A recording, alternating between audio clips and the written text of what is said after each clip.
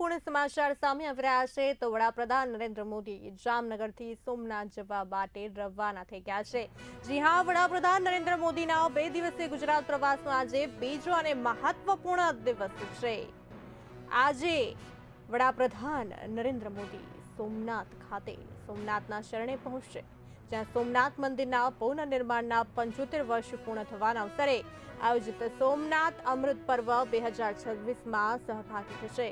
જામનગરની જનસભા બાદ વડાપ્રધાન આજે પ્રથમ જ્યોતિર્લિંગ એવા ભગવાન સોમનાથના શરણે પહોંચવાના છે। આ પવિત્ર દિવસે પીએમ મોદીના હસ્તે મંદિરના શિખર પર 11 પવિત્ર તીર્થોના જળથી ઐતિહાસિક કુંભાભિષેક અને ધ્વજારોહણ કરવામાં આવશે। સોમનાથમાં ભવ્ય રોડ શો યોજાશે અને વાયુસેનાના સૂર્યકિરણ એર શો બાદ વડાપ્રધાન વડોદરા ખાતે સરદાર ધામ 3નું લોકાર્પણ કરી ત્યાં પણ ભવ્ય જનમેદનીને સંબોધશે। પશ્ચિમ બંગાળમાં મેળવેલી જીત બાદ પીએમ મોદી પ્રથમવાર ગુજરાત આવી રહ્યા હોવાથી તડામાર તૈયારીઓ તેમના ભવ્ય સ્વાગતની કરવામાં આવી છે। આ સાથે વધુ માહિતી આપવા માટે અમારા એસોસિએટ એડિટર ઉમંગ સોની જોડાઈ ચૂક્યા છે। ઉમંગજી, વડાપ્રધાન મોદી જામનગરથી હવે સોમનાથ જવા રવાના થઈ ગયા છે, શું કહેશો? તમે જણાવી દો કે નરેન્દ્ર મોદી જે પ્રધાનમંત્રી છે આપણા લોકલાડીના, તેમનો આજે ગુજરાતમાં બીજો દિવસ છે। સૌ પ્રથમ તેઓ ગઈકાલે જામનગર ખાતે આવ્યા હતા અને એક કાર્યક્રમમાં ભાગ લીધો હતો। આજે વડાપ્રધાન જામનગરથી સોમનાથ જવા રવાના થઈ ગયા છે। 9:50 સોમનાથ હેલીપોર્ટ ખાતે વડાપ્રધાનનું આગમન થવાનું છે। ત્યારબાદ 9:50 થી 10:15 એટલે કે 25 મિનિટનો એક ભવ્ય રોડ શો થવાનો છે, જે સોમનાથ મંદિર કે અમીરત સર્કલ સુધી ભવ્ય રોડ શો થવાનો છે। ત્યારબાદ 10:15ની આસપાસ સોમનાથ મહાદેવના મંદિરમાં હોમાત્મક અતિરુદ્ધ યજ્ઞની પૂર્ણાહુતિમાં પીએમ નરેન્દ્ર મોદી હાજરી આપશે અને તેમના હસ્તે મીનું હોમાશે।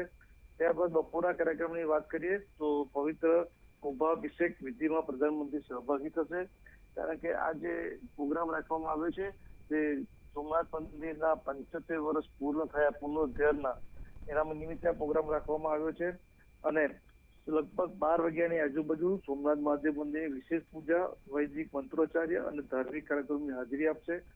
ત્યારબાદ તેઓ જે સોમનાથ મંદિરમાં સદભાવના ગ્રાઉન્ડ છે તેમાં વિશાળ રેલીનું આયોજન કરવામાં, જાહેર સભાનું આયોજન કરવામાં આવ્યું છે। અત્યારે ગરમીનો માહોલ છે તેને લઈ અને પૂરતો બંદોબસ્ત કરવામાં આવ્યો છે। કોઈ પણ જે નરેન્દ્ર મોદી જાહેર સભામાં કોઈ પણ વ્યક્તિ સાંભળવા એમને આવે તેમને કોઈ પણ પ્રકારની લૂ ન લાગે અથવા તો ગરમીથી બચવા માટે તંત્રે તમામ તૈયારીઓ કરી દીધી છે। સ્વાભાવિક છે કે નરેન્દ્ર મોદી આવવાના હોય તો ચુસ્ત પોલીસ બંદોબસ્ત ગોઠવાયો છે। આમ નરેન્દ્ર મોદી બપોર સુધી ત્યાં રોકાશે અને બપોરે લંચ કરી તેઓ સાંજે વડોદરા ખાતે રવાના થનાર છે। ઉમંગજી, વડાપ્રધાન નરેન્દ્ર મોદી સદભાવના ગ્રાઉન્ડ ખાતે સભાને સંબોધન કરવાના છે, કયા મુખ્ય મુદ્દાઓ રહેશે વડાપ્રધાનના સભામાં? જો તમને કહી દઉં કે નરેન્દ્ર મોદી જે જાહેર સભા કરે છે તેમાં ખાસ કરીને જે બંગાળની જીત થયા પછી તો પ્રથમ વખત ગુજરાત આવી રહ્યા છે, એટલે ત્યાં લગી કોઈ જાહેરાત કરવામાં આવશે। ત્યાં લગી નરેન્દ્ર મોદીએ ગઈકાલે પણ કીધું હતું એમની જાહેર સભામાં કે પેટ્રોલનો સાચવીને બચાવ કરવો જોઈએ, કારણ કે હાલમાં જે કટોકટી ચાલી રહી છે તેના કારણે પેટ્રોલ ડીઝલનો બચાવ કરવો જોઈએ, લોકોએ વર્ક ફ્રોમ હોમ કામ કરવું જોઈએ, સરકારી ટ્રાન્સપોર્ટનો ઉપયોગ કરવો જોઈએ, સોનું ન ખરીદવું જોઈએ, આવી અનેક પ્રજાજનોને અપીલ કરી છે।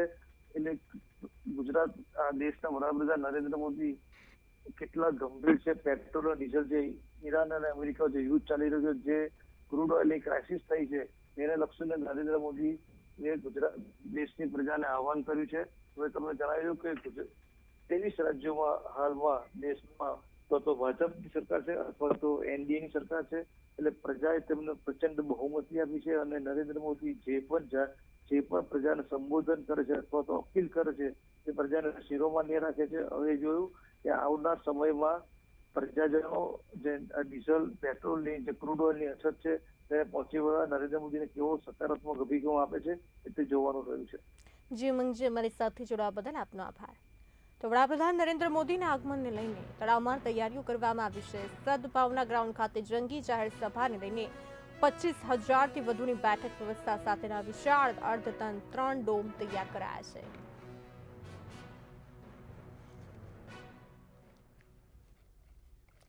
તો આ સમાચારમાં બસ આટલું જ। વધુ સમાચાર અને માહિતી માટે જોતા રહો બે ઇન્ડિયા।